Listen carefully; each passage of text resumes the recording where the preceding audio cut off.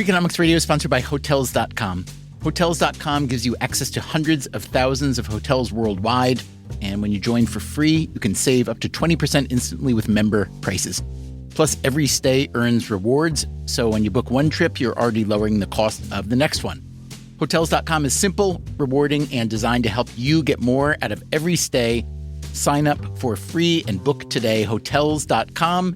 It's all in the name. Freakonomics Radio is sponsored by Amica. You know what they say, if you want to go fast, go alone. If you want to go far, go together. So go with Amica and get coverage from a mutual insurer that's built for their customers, one that looks after what's important to you together. Auto, home, life, and more, coverage that fits your unique needs. Amica helps you protect what matters most. Visit amica.com and get a quote today.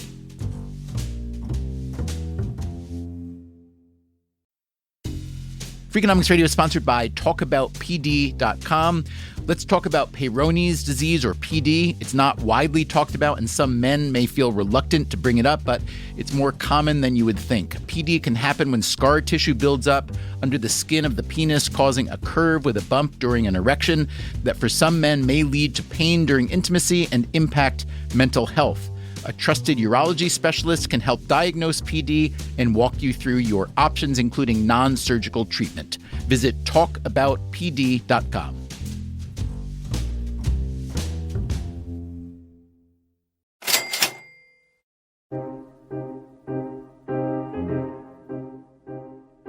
In the mid-19th century, Vienna General Hospital was considered a world-class research center.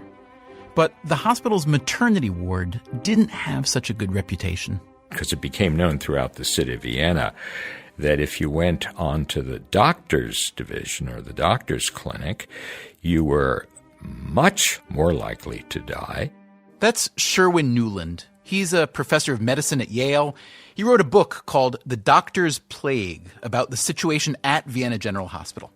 In the early 1840s, 1 in 10 women whose baby was delivered by a doctor there died from what was called childbed fever. Childbed fever is an infection primarily of the uterus, and it spreads out through the tubes into the abdominal cavity of women immediately after they have given birth. In 1847, 1 in 6 women died. And that was the year a young Hungarian-born doctor named Ignaz Semmelweis joined the staff. He was horrified by the situation, and he went digging in the numbers for a clue. Now, here was something strange. There were 2 separate maternity wards in the hospital, one staffed by doctors, who were all male, and the other by midwives, who were female. The death rate in the midwives' ward was far lower. So, was it a guy thing that was causing all this death? One theory at the time held that birthing mothers were such fragile creatures that being seen naked by a male doctor was enough to kill them. Now, Semmelweis didn't buy it. He also discovered that women who delivered their own babies on the street had an even lower rate of childbed fever. In those days, it would occasionally happen that a woman out of wedlock would deliver herself, sometimes in the streets. The Germans had a word for it, Gassengeburte. They were street births, and he was hard put to find anybody who died when a woman self-delivered. And so Semmelweis came to suspect the likely cause of these thousands of deaths, his fellow doctors. But how? The answer came in the form of a tragedy. A colleague of Semmelweis's, a doctor he admired, died after getting gangrene. He had pricked his finger with a knife while giving a lesson in autopsy. And Semmelweis was away on a brief vacation when this happened. But when he came back, he began to study scrupulously the autopsy findings of his friend and noted that they were just like the autopsy findings of women with childbed fever who were dying. His conclusion? Doctors were carrying what he called invisible cadaver particles into the maternity ward, better known today as bacteria. But remember, this is the mid-1800s, pre-germ theory. Consider a typical morning of a student or a young doctor in training. The very first thing he would do in the morning was to go to the dead house, as it was often called, and to do an autopsy on one of the women who had died the day before.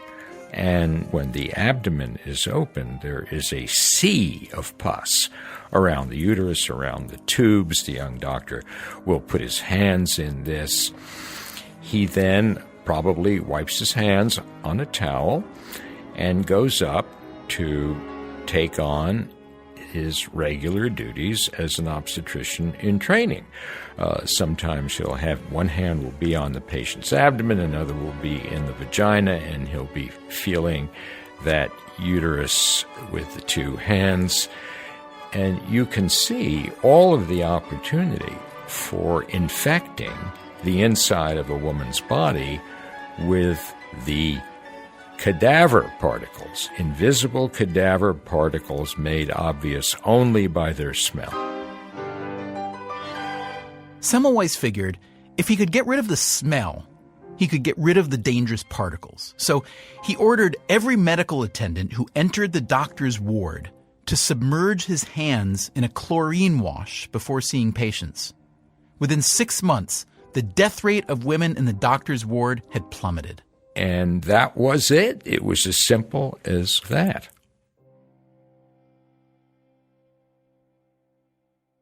It was a stellar piece of medical detective work. Semmelweis not only found the cause of death, but he figured out how to prevent it. So you know the rest of the story. It became standard procedure for doctors to disinfect their hands, and they stopped passing germs along to patients, right? Well, not exactly. Consider the results of a 1996 study from a pediatric hospital in Australia. Doctors self-reported their hand hygiene rate at 73%. Not great, but still, considering how busy doctors are, it could have been worse. One problem, though. During the same time that those docs reported their rate at 73%, the nurses were spying on them to see what their actual hand-washing rate was. And it turns out it was a pathetic 9%. Similar studies show that doctors are consistently worse at washing their hands than any other medical staff. So what's going on here?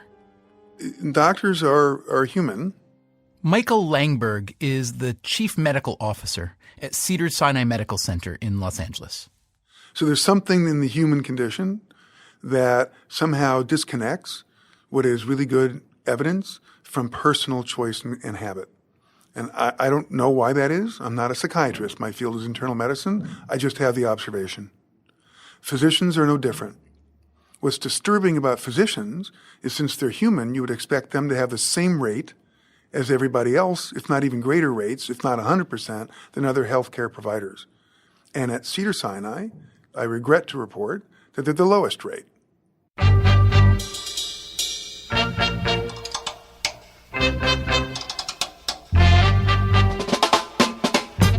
From WNYC and APM American Public Media, this is Freakonomics Radio. Today, what do hand-washing and financial illiteracy have in common? Here's your host, Stephen Dubner. So even at an excellent hospital like Cedars-Sinai in Los Angeles, it's the doctors who have the lowest rate of hand hygiene. Now, isn't that bizarre? With most problems in society, we subscribe to the belief that education is the answer, especially when you're talking about risky behaviors like drunk driving or risky sex or whatnot. But here, the doctors are the most educated people in the hospital and the worst at washing their hands. So how is a hospital like Cedars-Sinai supposed to solve that problem? We'll save that answer for later. First, let's take a look at another problem, another instance of where knowing the right thing isn't always connected to doing the right thing. Another problem that has really big consequences for society, bigger even than deadly germs. Yeah, I'm talking about money. I'm Alan Kruger. I spent most of my career as a professor of economics at Princeton. I am currently on leave to be the chairman of the President's Council of Economic Advisors. Very good. And the Council of Economic Advisors, to be the chair of the CEA, means that you are in the White House talking to the president daily, just about daily, about economic policy. Is that right? That's right. I called Kruger to talk about the state of our nation's financial literacy, what we know about handling money, whether we act on what we know, and what the country would look like if people did better. I think first and foremost, we'd probably have greater savings. People are often in a situation where they have to live paycheck to paycheck. That's something I think we need as a country to work to improve. Most importantly, I think we can improve income growth for the broad middle class. But many people who seem to have the wherewithal to save for the future find it difficult to save. So, for example, they don't take advantage of some of the tax benefits from savings plans, which is really unfortunate because they're leaving money on the table. And when it comes time to retirement or when it comes time to needing those savings, they have a very thin cushion. So I think that the biggest difference would be if we can improve financial literacy and as a result, if people act based on their own personal interest to a greater extent, I think we would see higher savings, which would in the long run translate to greater investment and probably higher income growth for the country. All right, but what are the stakes here? Maybe we shouldn't worry too much about all those people who choose to be financially illiterate. It's their problem, right? I think it's pretty important at most times, but we saw in this last financial crisis it can become unbelievably important. That's Austin Goolsbee. He was Kruger's predecessor as Obama's top economist, which meant that he was around for the darkest days of the Great Recession. So just for your own sake, your own retirement or your own making sure you can send your kid to college and this sort of thing, you've got to at least know the basics of how to save money. If you're going to invest some money, where are you putting it, that you're not taking crazy risks that you don't understand and things like that. But then, we saw through the 2000s as we in some ways ripped up the rules of the road and took away some of the restrictions that financial institutions had in offering financial products to consumers. There were a lot of people with limited financial literacy who got into extremely complicated mortgages, and those mortgages blew up, and the magnification of those explosions essentially caused the financial crisis and the worst recession of most any of our lifetimes. Wow, that's quite a claim. That financial illiteracy, individuals not knowing what they were doing with their personal finances, helped cause the Great Recession. I think that financial literacy is an essential skill in today's society. My research shows that it's not possible to live and work efficiently in today's society without being financially literate. That's Anna Maria Lusardi, a professor of economics at the George Washington University School of Business. She's originally from Italy, but has spent the past 10 years looking into Americans' financial literacy. It's not a pretty picture. On a scale of 1 to 10... I would describe it as a 4. If I have to give a number, I would describe it as insufficient and deeply insufficient in a sense. Now, the good news is that other countries aren't necessarily better than us. The bad news is that Lusardi isn't just guessing how bad we are. She knows it from the data that she's collected. It began with a survey administered by the National Institutes of Health and the University of Michigan called the Health and Retirement Study. Lusardi and a colleague were allowed to stick in a few questions designed to see what people knew about money.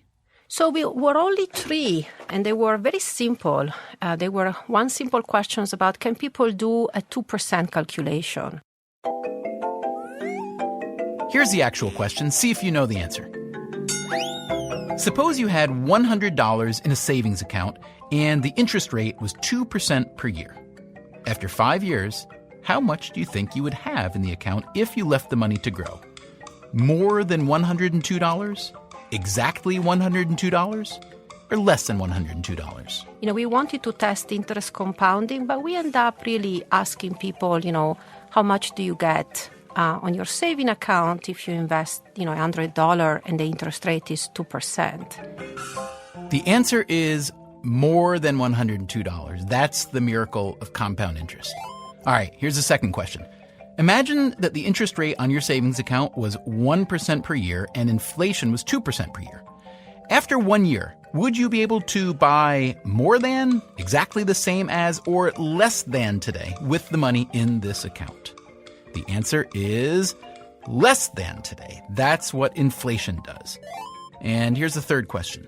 Do you think that the following statement is true or false? Buying a single company's stock usually provides a safer return than a stock mutual fund. The answer is false. A single stock is more volatile than a mutual fund. All right, how'd you do? Did you ace them? Turns out that only 50% of respondents got both of the first two questions right, and only a third of the people got all three answers right. And no offense, but these are pretty basic questions. It was a surprise in a sense that we were expecting people not to know very much, but we were surprised by how little people know, given that we were giving this interview to people who were 50 and older. So they had already engaged in probably a lot of financial transactions.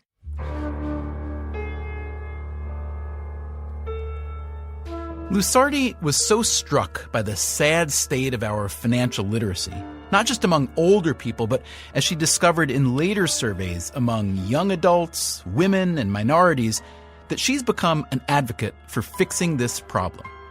The obvious solution, as she sees it, is to make financial literacy part of our educational curriculum. High school would probably be the best place, because we all know that educating people about risk is the best way to solve a problem, isn't it? Isn't it? It's sort of like saying, well, we should start teaching everybody to be their own doctor, teaching everyone to be their own mechanic. Not only is it inefficient, but it has this sort of culture of blaming the consumer. That's coming up right after this.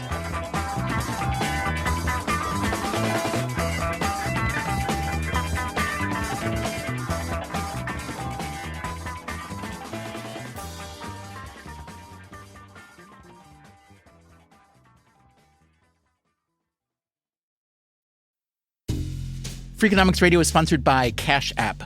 Bitcoin is often talked about as an investment, but it was built to be used. With Cash App, you can actually do that. Send Bitcoin instantly, pay at local Square businesses that accept it, or move it to your own wallet whenever you want. It works more like real money and less like something locked in an account. For a limited time, new customers can get $10 added to their balance. Just use code CashApp10 when you sign up. And don't forget this part, send at least $5 to a friend in the first 2 weeks.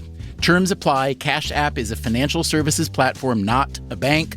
Banking services provided by Cash App's bank partners. Bitcoin services provided by Block Inc. brand. For additional information, see the Bitcoin disclosures at cash.app/legal/podcast.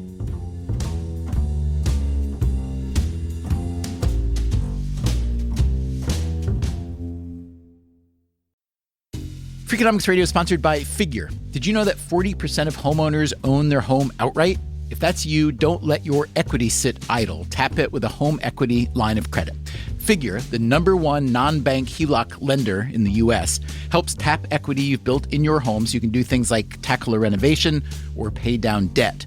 HELOC is a line of credit secured by your home. You can draw what you need, repay, and draw again. Figure offers a 100% online application. Get approved in 5 minutes and funding in as few as 5 days. It's faster than a bank loan and cheaper than a personal loan. Check your rate today without impacting your credit at figure.com/Freakonomics. This post is sponsored by Figure, NMLS ID 1717824. Figure is an equal housing lender. For more information about their licensing, visit nmlsconsumeraccess.org. Figure's HELOC is subject to credit approval and terms apply. Freakonomics Radio is sponsored by Southern New Hampshire University. The best investments are the ones you make in yourself, and no one knows that better than Southern New Hampshire University. With more than 200 online degree programs, no set class times, and low online tuition, Southern New Hampshire University is built to fit your life today and set you up for success tomorrow. Education is an investment. Why not make it a smart one? Apply for free at snhu.edu/Freakonomics.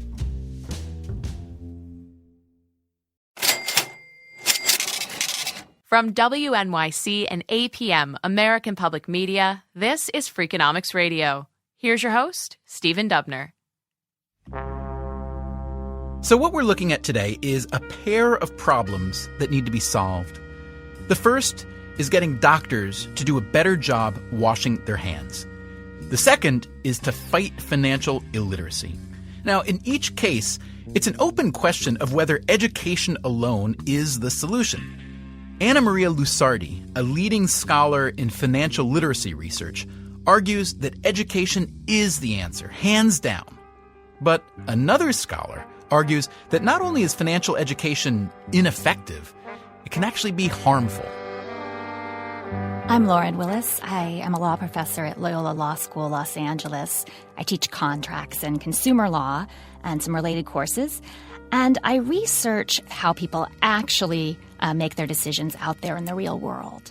Lauren, I'm curious to know, when you tell people that, yes, consumers aren't well equipped to make the right kind of financial decisions, but that you don't think that education, financial education, is the answer, how do they respond? Well, I tend to get two very different responses. One is sort of anger. That absolutely I must be wrong. I know I've gotten hate mail from people about this. They say it's got to work. It's got to work. You have to be wrong. The data must be wrong that shows that it's not working. And then I also get folks, particularly people who do work in the financial industry and give financial advice or study consumer behavior in the financial industry. And they tell me, you're exactly right. But you can't use my name or tell anyone I said that because my firm's official position is that we support financial education. Before academia, Willis worked in the Justice Department and the Federal Trade Commission. Lately, she's argued in a couple of law journals against widespread financial education. She's come to believe that a little bit of education can give people the illusion they're better than they are at making financial decisions, and an overconfidence that can lead to reckless behavior. She first developed this position after reading a speech by Fed Reserve Chairman Ben Bernanke about the need for financial literacy education. The evidence suggests that financial counseling can improve consumers' management of their credit. My written testimony describes a number of other studies that document the positive effects of financial education and knowledge on financial outcomes.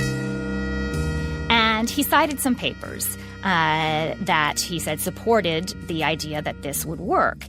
And I went and looked at those papers, hopeful that I would find something that worked, and I was appalled. They absolutely did not prove that financial literacy education was effective. They proved that people liked the classes. They'd take a survey and people say, yeah, I liked it, or at least the people who stuck around to fill out the survey. And people are very polite. They would say, yeah, sure, I'm going to do all of those things you told me to do when I get home. But there was no real evidence that people actually changed their behavior and had changed outcomes. So we've got a puzzle here, don't we? You've got the Fed chairman and one leading scholar saying that education is the way out of our widespread financial illiteracy. And you've got another scholar saying, hold everything, that would be a disaster. So we decided to get these two scholars together for a chat.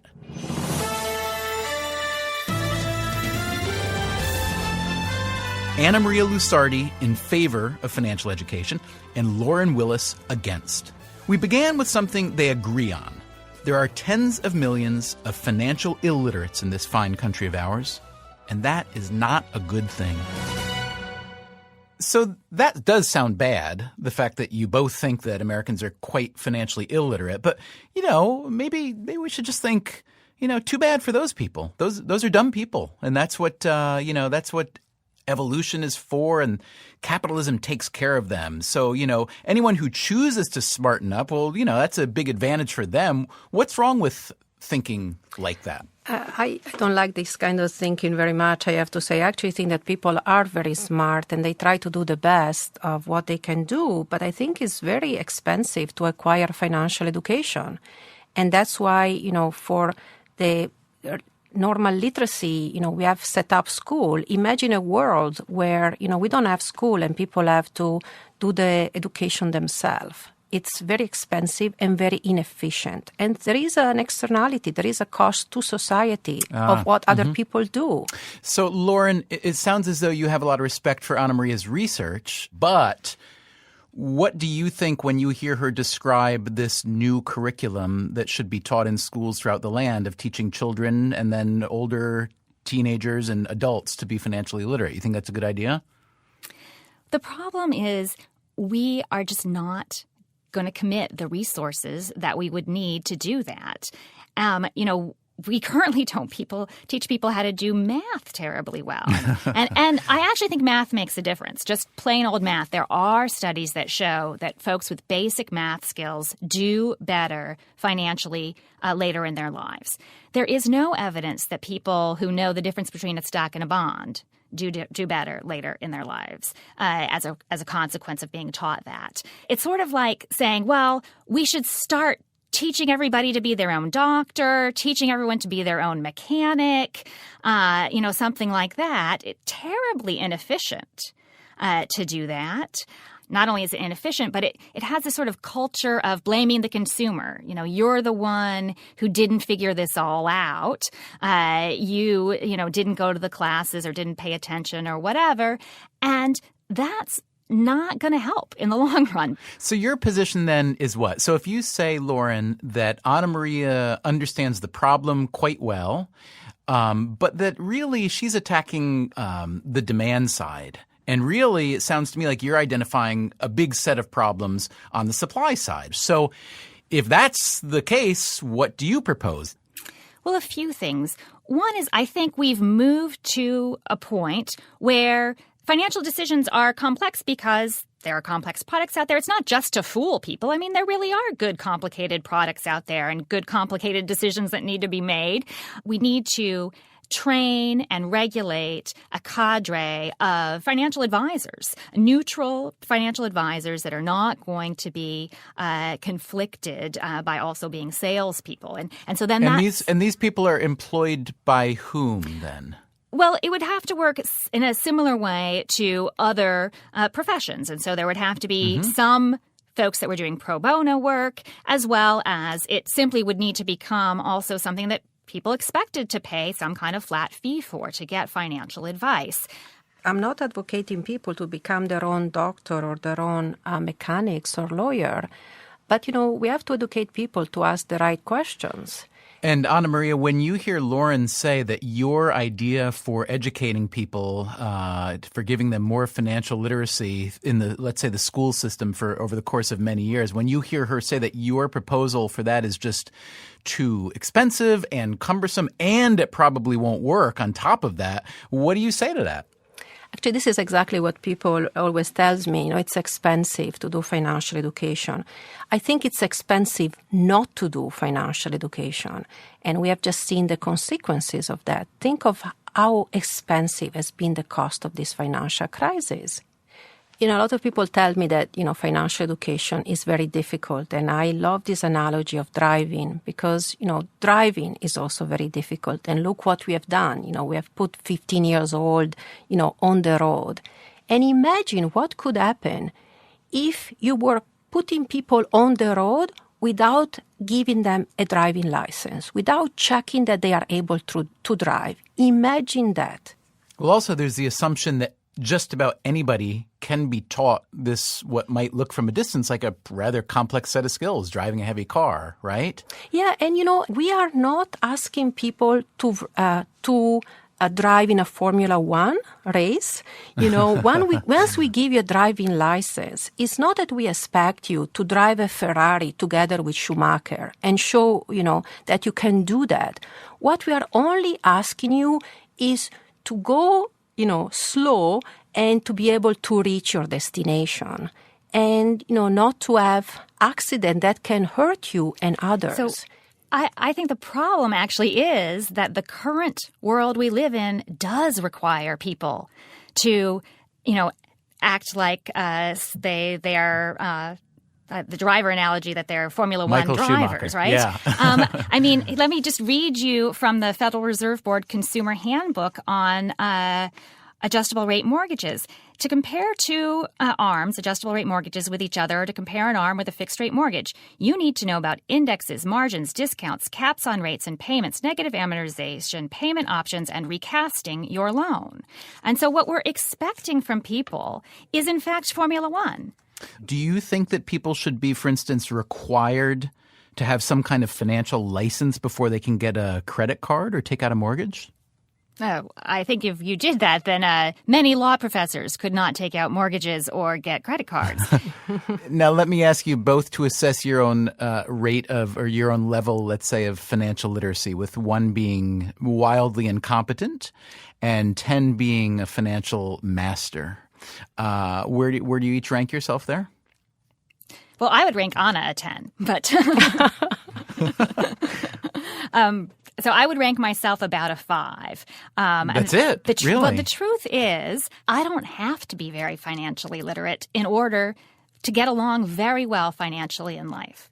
I don't have to carefully budget and know exactly what's going on in my finances because I earn enough money that I've got a little cushion. My employer radically narrows my choice set and guides me to good decisions by giving me retirement plans and life insurance and those sorts of things. And so I don't have to be very financially literate because the world actually is set up to help me quite a bit. At least your fairly narrow, wonderful corner of the world. Exactly. And you want to make the rest of the world a little bit more like your wonderful corner. Exactly.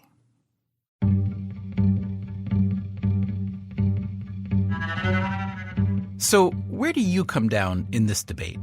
Is financial illiteracy something that should be fought on the demand side through widespread education like Anna Maria Lusardi suggests? Or on the supply side through better regulation of financial instruments and a new cadre of financial advisors like Lauren Willis wants? It seems obvious, to me at least, that some combination of both would be much better than nothing at all. I get Willis's argument that widespread financial education might be a massive waste of money, and sure, I can get behind her call for more transparency in financial products, but do we really want to rely upon a bunch of pro bono financial advisors to get people out of their messes? The fact is that financial illiteracy is a hard problem to solve. It requires a fair amount of knowledge, a good bit of willpower, and it probably calls for some creativity, like other hard problems. You remember the situation at Cedars-Sinai Medical Center with doctors not washing their hands? Dr. Michael Langberg says their hand hygiene rate was about 65%. That would mean that 35% of the time it wasn't being done. And that translated to our medical staff as potential harm. So what do? The doctors are the best educated people in the hospital, so it wasn't as if they didn't know the danger of carrying around bacteria on their hands. Cedars-Sinai tried a bunch of ideas that seemed to make sense. They put up signs and sent out emails. They handed out bottles of hand sanitizer. They even awarded $10 Starbucks gift cards to doctors who did wash their hands. But none of this boosted the hand washing rate. So rather than moving forward, Cedars-Sinai took a step backward. We had an effort to prove to the physicians that, believe it or not, physicians' hands can carry organisms. We would go to the leadership of the medical staff and ask them if they wanted to have their hands cultured, for example, and they did. And they were cultured, and some of them were pretty ugly. That's right. The docs were asked to lay their palms in a petri dish with an agar plate, which was then sent to the lab to see what was lurking there. After 2 days of incubation, the petri dishes grew a bunch of yellow bumps in the shape of a hand, bacteria. And that's when the hospital's chief of staff made a clever and creative decision to take a photo of one of those disgusting bacteria-laden palm prints and turn it into the screensaver on the hospital's computers. Langberg says the staff was shocked. Ugh, or ooh, or that's disgusting. And I can't believe that was on my hand. I can't believe I didn't know it. The screensaver did its job. The hand-washing rate shot up to nearly 100%. But to keep the rate high, Langberg says, Cedars-Sinai has to be vigilant, has to keep introducing new measures, like strategic placement of hand disinfectant. So we're walking outside my office, and you can see right there my assistant has a large bottle of Purell. You take 2 steps over here, and my colleague on his table has a bottle of Purell. Walk this way. The entrance to my office suite, which has a bottle of Purell. And it's not even enough just to be vigilant. Sometimes you've got to be a little wicked, too. How about a little shaming? That's right. The names of doctors who failed to wash their hands were made public during departmental meetings. The first time it happened, I think subsequently, other people in the room are texting the individuals to say, do you know that your name is up here for having been caught not doing hand hygiene? And as much as we want to reward people for doing it, these kinds of consequence actions have had a really important impact on the way in which physicians are really aware of hand hygiene. It's humbling, isn't it? To think that the best educated people in the hospital need to be tricked and shamed, even frightened into washing their hands. It shows just how hard behavior change can be, whether it's hand washing or something like learning how to do a better job with your personal finances. We like to think we can flick a switch, make a resolution, maybe take a course, and suddenly we start doing the right thing, the responsible thing. But it can take all kinds of incentives, all kinds of carrots and sticks to make that happen. What if we used the kind of tricks that Cedars-Sinai used for hand washing to try to increase our financial literacy? What if your 401k paperwork came with a tin of cat food to remind you what you might be eating in old age if you don't learn a bit more about it? What if your adjustable rate mortgage application came with a picture of the future you? What if every time you buy a lottery ticket, instead of putting some money in the bank? Freakonomics Radio is produced by WNYC, APM, American Public Media, and Dubner Productions. This episode was produced by Diana Wynn. Our staff includes Susie Lechtenberg, Catherine Wells, Beret Lamb, and Chris Bannon. Our engineer is David Herman. Colin Campbell is our executive producer. If you want more Freakonomics Radio, subscribe to our free podcast on iTunes or go to Freakonomics.com, where you'll find lots of radio, a blog, the books, and more.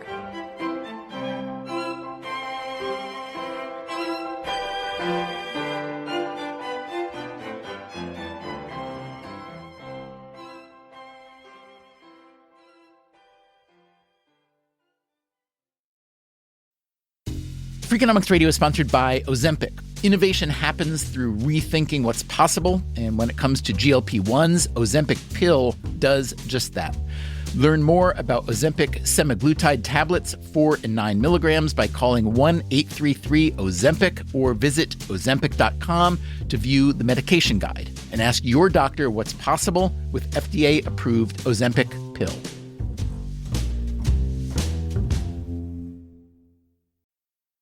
Freakonomics Radio is sponsored by Vitamix. According to the LA Times, the average American home contains 300,000 items, including a staggering number of appliances.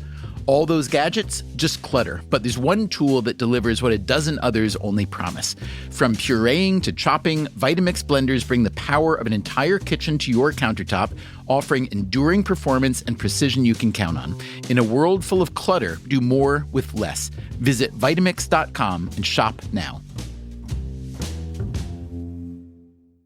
Hi, I'm Angie Hicks, co-founder of Angie. From roof repair to emergency plumbing and more, when you use Angie for your home projects, you know all your jobs will be done well. Angie, the one you trust to find the ones you trust. Find a pro for your project at Angie.com.